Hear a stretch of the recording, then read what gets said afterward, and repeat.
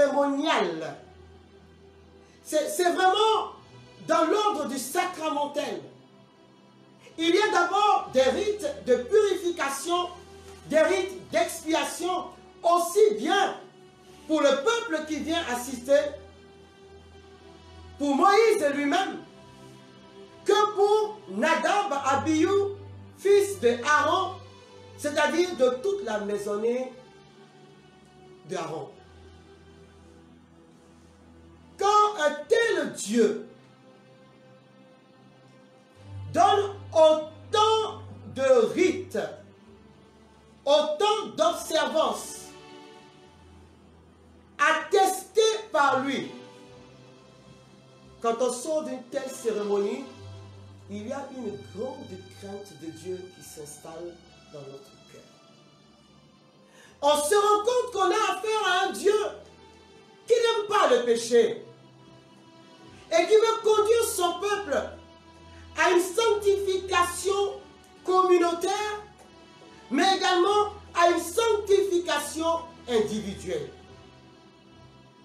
Un Dieu qui est saint et qui veut conduire son peuple à la sainteté. Si je le traduis de façon plus simple, ce que nous décrions aujourd'hui peut être, je dis peut,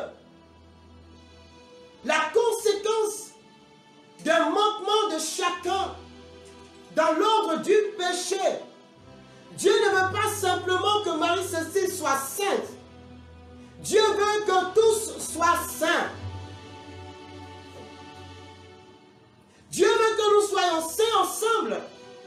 Et il veut que nous puissions chacun marcher sur le chemin de la sainteté. Et le signe de ce que Dieu avait agréé, la consécration de Aaron, c'est que l'Holocauste a été totalement consumé. Comment comprendre, bien-aimé, que des personnes choisies aussi minutieusement par Dieu n'aient jamais pu exercer leur ministère? Parce que le premier acte qu'ils vont poser, je ne dis pas que quelqu'un les a détruits, mais la colère de Dieu s'est levée contre eux et les a détruits. Que s'est-il passé pour que Nadab et Abihu, alors qu'ils partent justement pour encenser, se trouvent détruits par un feu qui jaillit de l'intérieur de la tente, qui jaillit de l'autel de Dieu? Et la Bible dit qu'il s'agissait d'un feu irrégulier, un feu étranger, un feu anormal que Dieu n'avait pas prescrit. Il y a donc des feux irréguliers et il y a des feux réguliers.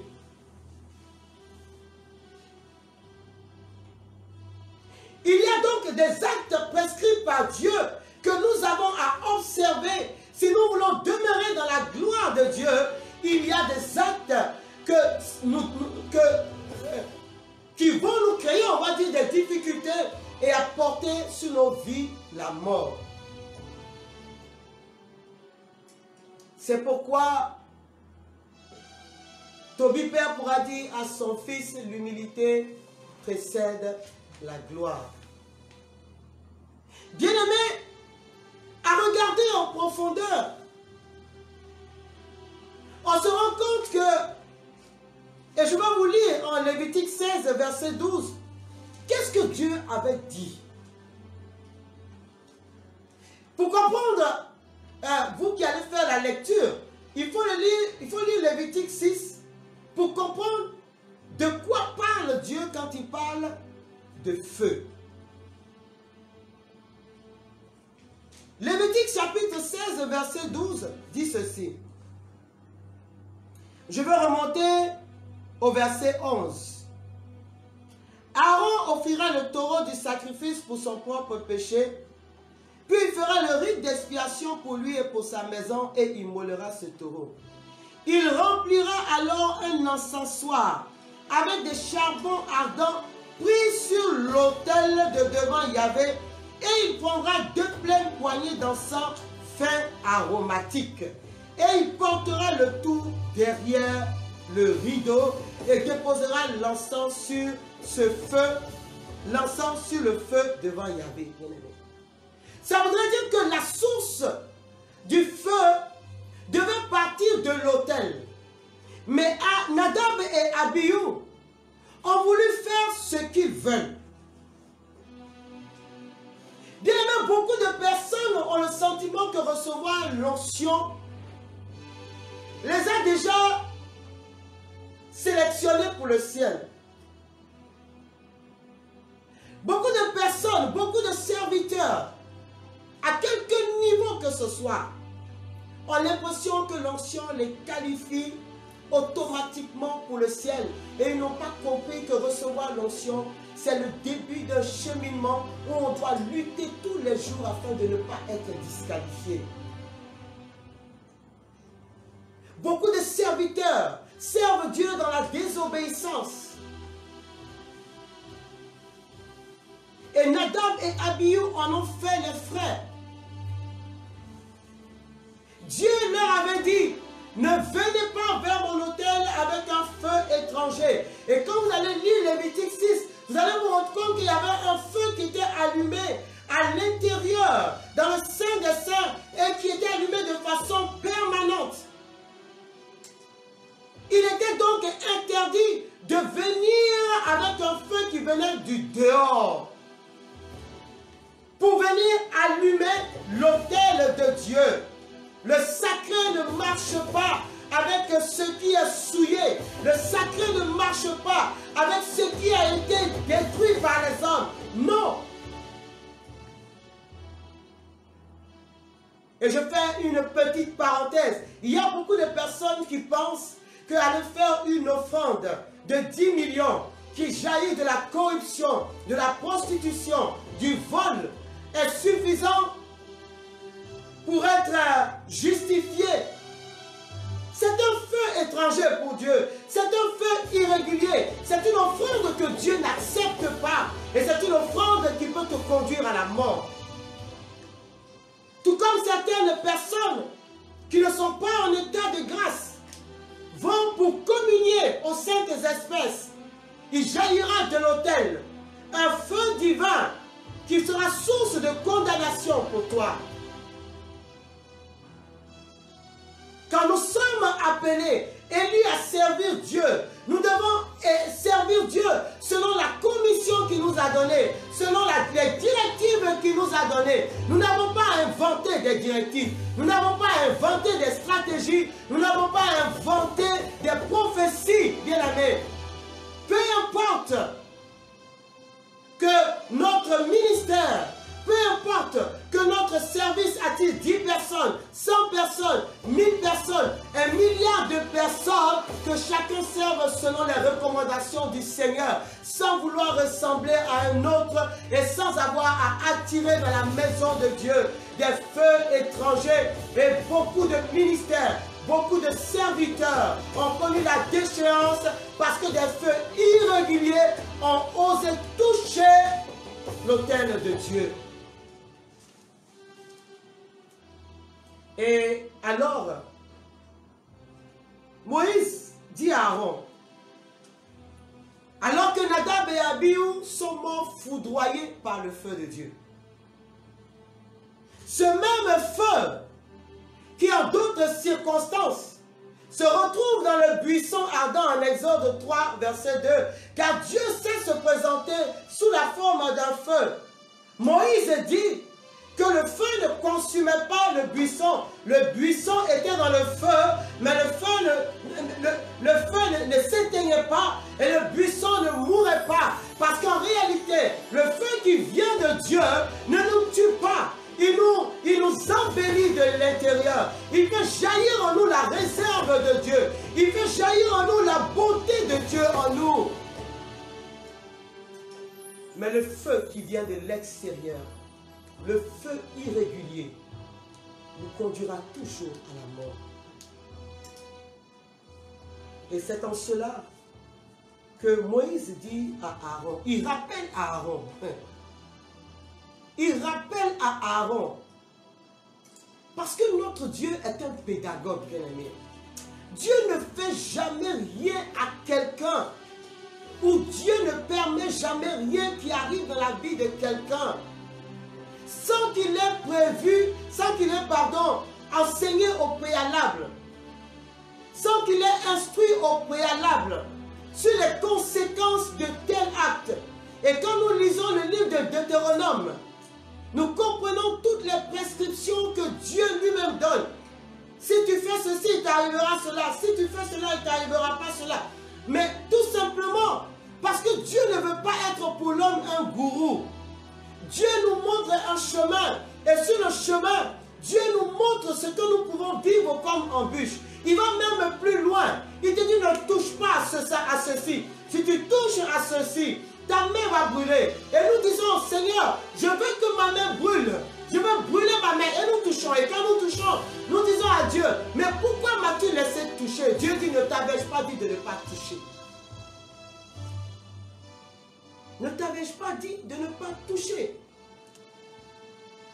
Et Moïse rappelle à Aaron.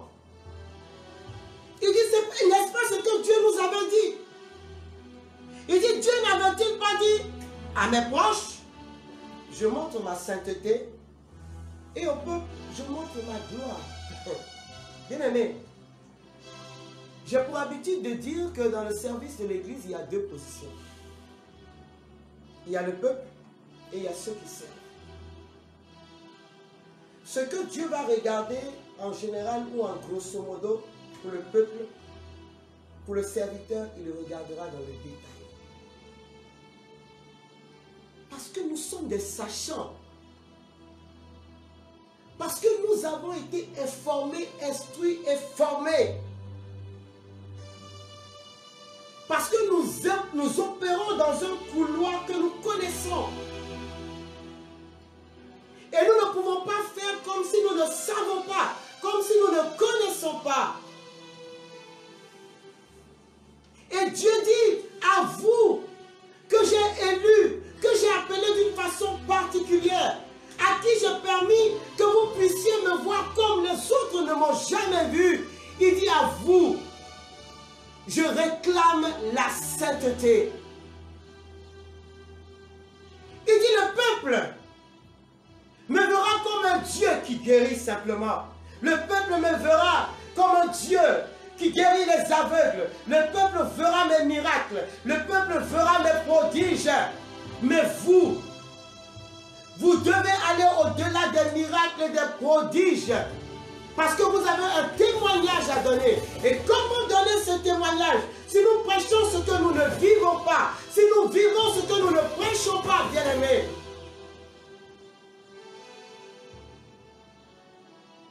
C'est une interpellation de Dieu à tous les serviteurs que nous sommes.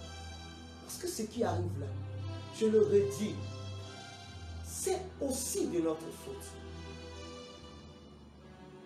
Il dit à vous qui me servez, je montre ma sainteté et je ne joue pas avec ma sainteté.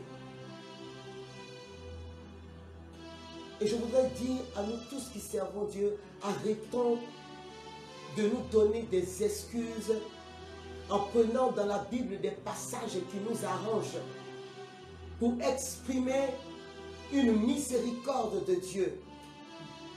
Dieu a dit, celui qui ne sait pas, celui qui a peu reçu, il lui sera peu demandé. Celui à qui a été donné beaucoup, il lui sera beaucoup demandé. Bien-aimé, la Bible dit que dans le combat d'Israël, Moïse avait les mains levées, ses mains étaient soutenues. Mais c'est Moïse qui avait les mains levées. Et donc si le monde croule sous le poids du péché, où sont les mains levées du serviteur? Où sont nos mains levées? Nos mains levées ne sont-ils pas les mains de la sœur de Moïse? Ses mains remplies de lèpre. La lèpre du péché. Et Dieu vient pour nous dire ce soir qu'il nous réclame la sainteté, qu'au peuple lui montrera sa gloire, mais à nous, il nous montrera qu'il est un Dieu saint. Alors je peux voir des personnes qui au fond d'eux se disent, heureusement que je ne prêche pas, heureusement que je ne sers pas, heureusement que je ne suis pas pasteur, heureusement que je ne suis pas prédicateur, heureusement que je ne suis pas comment on appelle, serviteur, ou je ne suis pas ministre ou berger. Bien aimé, je veux te dire ceci, par le baptême, nous sommes tous missionnaires. Nous sommes tous missionnaires.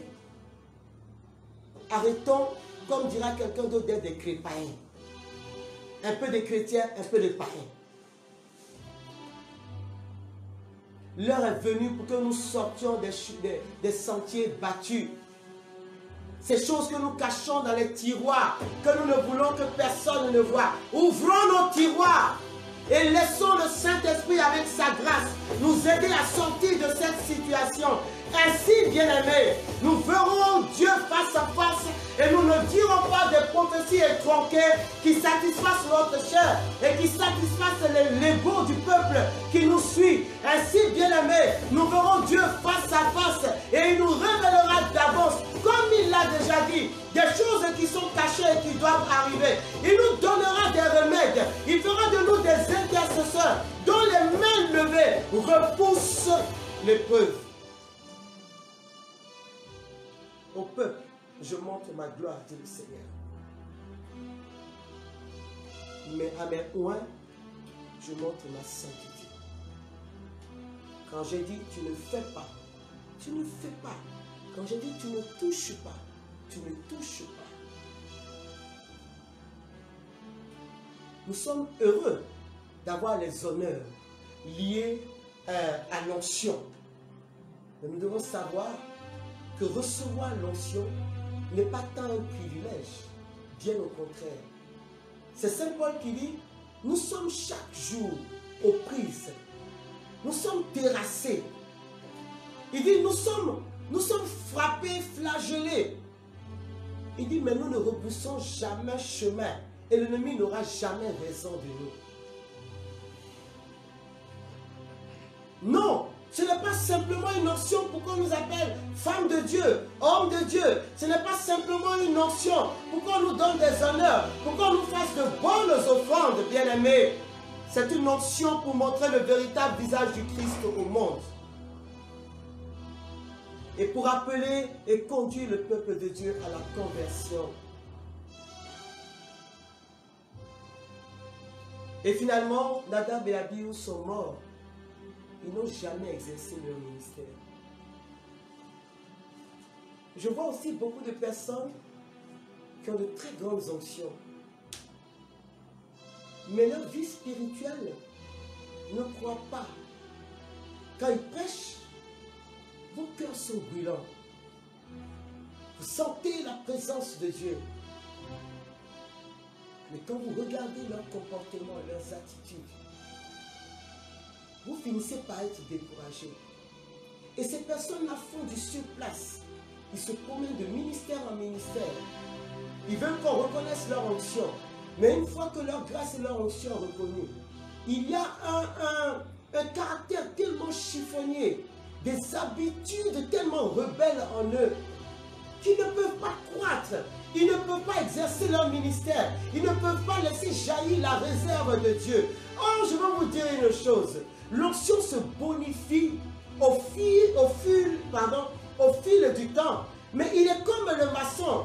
Plus le maçon est à l'œuvre, plus il se bonifie, plus il a l'expérience. Et nous allons bien dire, des fois, les vieux médecins là, ils sont bons. Parce qu'ils ont vu beaucoup de choses. Mais c'est parce qu'ils ont exercé longtemps. Ils ont vu beaucoup de malades. Ils ont vu beaucoup de façons d'opérer de la maladie. Et ils ont des remèdes que les autres n'ont pas bien aimés. Si nous voulons conserver l'onction, si nous voulons vivre dans la présence permanente de l'onction, bien-aimé, une onction intérieure et une onction extérieure, vivre des grâces de sanctification et des grâces d'édification, bien-aimé, il nous faut nous convertir nous-mêmes. Il nous faut nous convertir. l'heure est venue pour tous les serviteurs de mettre le compteur à zéro. Convertissons-nous. Quand nous allons être réellement convertis, le peuple va se convertir. Parce que chacun de nous a son rôle, chacun a sa responsabilité. Un frère bien-aimé, il y a très longtemps, disait, alors que nous étions partis à une évangélisation, et une servante de Dieu prêchant, son berger était arrêté à côté, c'était aussi mon berger à l'époque. Mais le message de la sœur était tellement poignant que le berger a commencé à pleurer à chaudes larmes. Et puis, il s'est mis lui aussi à pleurer. Et je me suis tourné vers lui, je lui ai dit, mais qu'est-ce qu'il y a? Il m'a dit simplement, il me dit, mais je ne comprends pas, mais si mon berger pleure, c'est que c'est grave, on n'a qu'à pleurer, c'est mieux. Pour dire quoi? Pour dire que nos brebis nous regardent.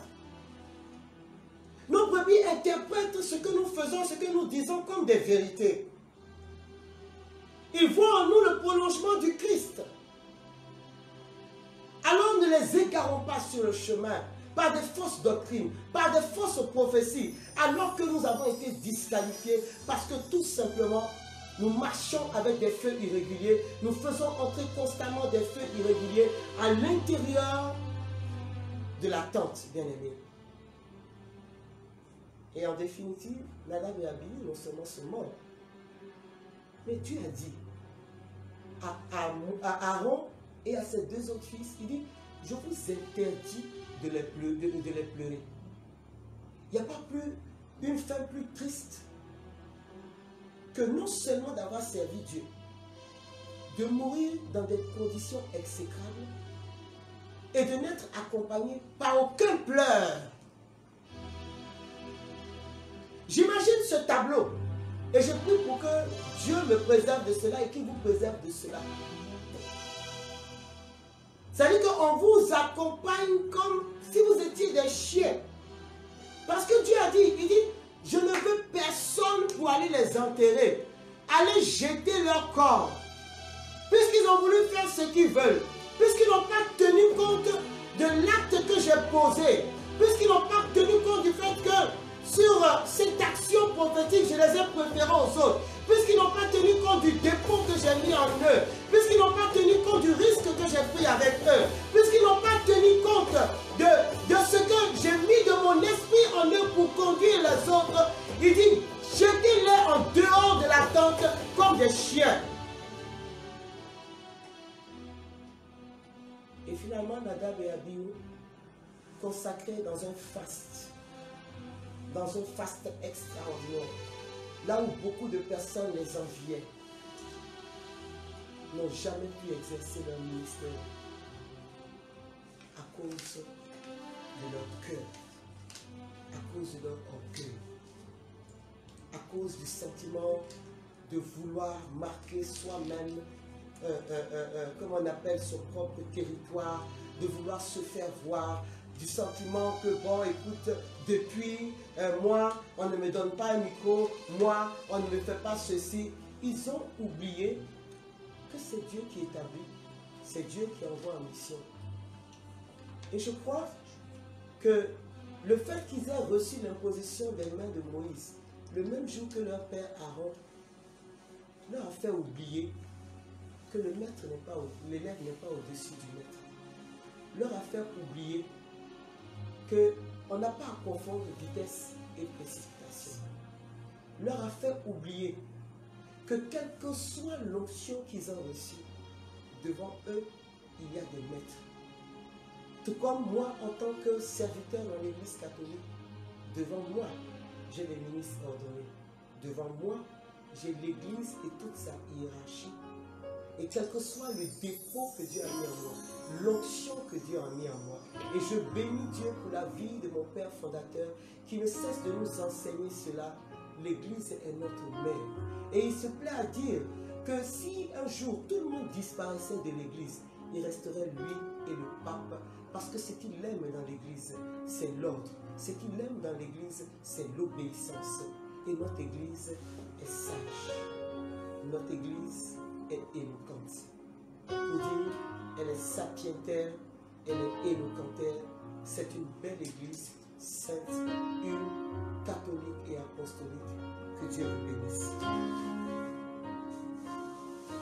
Ce soir, bien-aimés, nous allons, comme je l'ai dit tout à l'heure, nous allons prier déjà pour que le Saint-Esprit vienne régner en nous. Le mercredi prochain, nous allons parler du feu régulier et du feu irrégulier. Comment arriver à voir ces différents feux autour de nous. Ils sont quelquefois très subtils, mais une fois entrés dans ta maison, ils engendrent la mort. Ils engendrent la mort. Nous allons donc ce soir prier pour que le Saint-Esprit vienne régner en nos cœurs, qui nous ramène, nous, les serviteurs, en premier vers Dieu, ensuite son peuple. Et nous allons prier pour que les personnes du troisième âge trouvent la guérison dans cette épreuve difficile du Covid-19. C'est pourquoi là où tu es, peut-être que tu sers à l'intercession, peut-être à l'organisation, peut-être que tu sers à l'accueil, peut-être que tu es prédicateur, peut-être que tu es berger, peut-être que tu es responsable. Je voudrais que tu poses la main sur ton cœur et qu'avec moi, tu puisses dire dans ce cantique merveilleux, mais qui est facile, règne en moi, Saint-Esprit.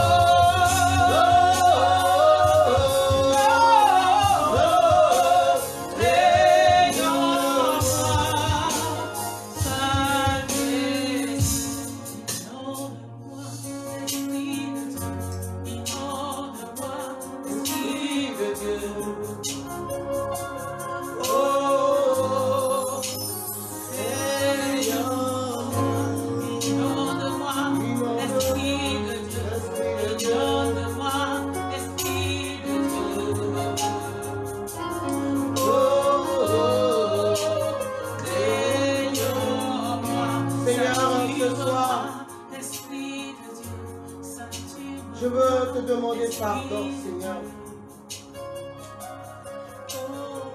Nous voulons te demander pardon, Seigneur. Nous qui avons dit oui un jour, Seigneur, et qui sur le chemin du service et de la mission, nous nous sommes fourvoyés. Et le bois sec, le buisson que nous sommes dans lequel tu as allumé ton feu un jour, s'est laissé courtiser par la convoitise de ce monde. Seigneur, accorde-nous ta miséricorde et fais-nous revenir à toi. Qu'il te plaise que nous puissions nous rappeler que tout ce que nous sommes et tout ce que nous avons, nous l'avons reçu de toi, Seigneur. Seigneur, que l'onction qui nous a fait monter la tête, Seigneur, nous ramène à toi, Seigneur Dieu. Elle devrait susciter dans notre cœur une sainte crainte de toi et animer, Seigneur, dans nos pensées, une profonde sagesse pour le sacré. Mais voilà, Seigneur, nous nous sommes crus tellement importants, tellement indispensables, Père, que le discours et le langage du monde nous a séduits. Et nous avons vendu un évangile, Seigneur. Un évangile pour satisfaire notre chair. Et satisfaire la chair du peuple de Dieu. L'évangile de la foule, Seigneur. De la foule qui nous acclamait. Cette même foule qui a voulu retenir Jésus lorsqu'il a multiplié le pain. Et qui a voulu empêcher Jésus d'aller jusqu'au bout de sa mission. Non, nous n'avons pas compris que cette foule qui nous adule, cette foule qui nous fait croire que nous sommes devenus des personnes tellement importantes, Seigneur, est en train de nous empêcher d'arriver à Golgotha, Seigneur, afin de mourir pleinement dans notre chair et de revivre dans l'esprit avec toi, Seigneur. Cette foule, Seigneur, ces paroles du monde, ces feux irréguliers, Seigneur, sont en train de nous empêcher d'entrer pleinement dans notre destinée prophétique, Seigneur, et de voir la véritable gloire, celle qui vient de toi. Oh Dieu, fais-nous revenir à toi et facilite le retour de l'enfant, s'il te plaît. Pardon pour le mensonge sur nos lèvres, Seigneur. Pardon, Seigneur, pour les engagements que nous ne respectons pas. Pardon, Seigneur, pour les séductions du monde. Pardon, Seigneur, pour les faux dieux que nous continuons d'adorer. Et le premier faux Dieu que nous adorons, c'est nous-mêmes. Pardon, Seigneur, quand nous n'avons pas su, Seigneur, percevoir d'avance la détresse de ton peuple. Quand nous n'avons pas su le retenir sur le chemin de la mort. Quand nous avons accepté des offrandes, Seigneur, en sachant leur provenance, Seigneur, pardon. Pardon pour l'ivraie, pour le faux, Seigneur. Viens régner en nos cœurs. Sois le maître ce soir. Seigneur, ce soir, je m'abandonne pleinement. Je m'abandonne entre tes mains. Et j'implore ton pardon et ta miséricorde pour ma vie, Seigneur. Et pour tous mes frères et sœurs qui te servent, oh Dieu. Souviens-toi de notre oui et ramène-nous à toi, Seigneur Dieu. Je t'en supplie, ramène-nous à toi. Car l'enseignement que tu nous donnes dans cette épreuve difficile de cette pandémie, elle n'est pas seulement pour le monde, elle n'est pas pour le peuple, elle est aussi, Seigneur, pour les serviteurs, Père. Ramène-nous à toi. Que nous puissions nous conformer à cet évangile, Seigneur, que nous enseignons, Papa. Je t'en supplie. Je t'en supplie. Oh, relève-nous,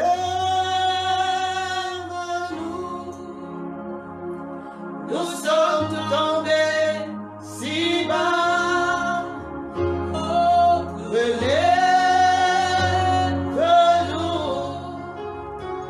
par ta grâce et ton pardon, et pitié de nous. Nous nous humilions devant toi. Relève-nous,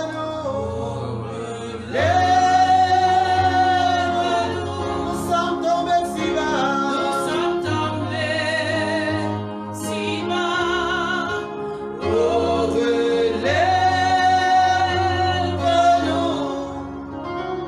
par ta grâce et ton pardon, et pitié de nous.